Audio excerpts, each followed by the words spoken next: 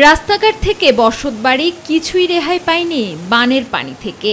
গত ৩ দিনের ভারী বর্ষণ ও ভারতের উজান থেকে নেমে আসা পাহাড়ি ঢলে ফেনীতে দেখা দিয়েছে মানবিক বিপর্যয়।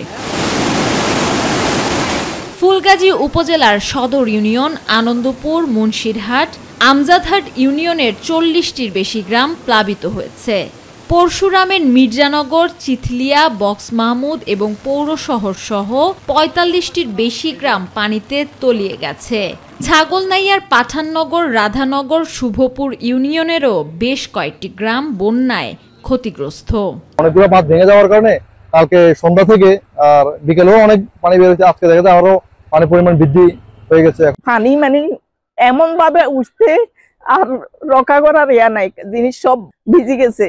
বন্যা দুর্গতদের জন্য ত্রাণ সহায়তা নিয়ে মাঠে নেমেছে স্থানীয় প্রশাসন ও বিভিন্ন স্বেচ্ছাসেবী সংগঠন।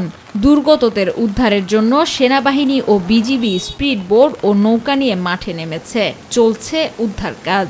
গতিয়া গাং, তারপর ওইদিকে উত্তর পাশে ফুলগাজী উপজেলাতে অনেকগুলো বাড় ভেঙে যায়।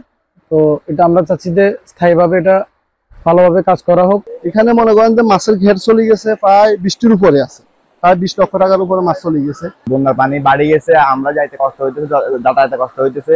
এদিকে আগামী ৩ দিনে বৃষ্টি কমার সম্ভাবনা নেই জানান আবহাওয়াবিদ হাফিজুর রহমান। এই বৃষ্টিপাতটা কিন্তু আরো ৩ থেকে ৪ দিনের থাকবে, এবং এর সাথে কোথাও কোথাও ভারী থেকে অতি ভারী বৃষ্টিপাত হবে।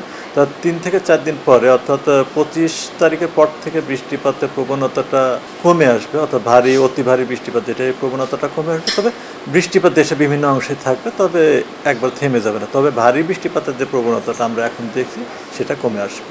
আমেনা হীরা, মাই টিভি।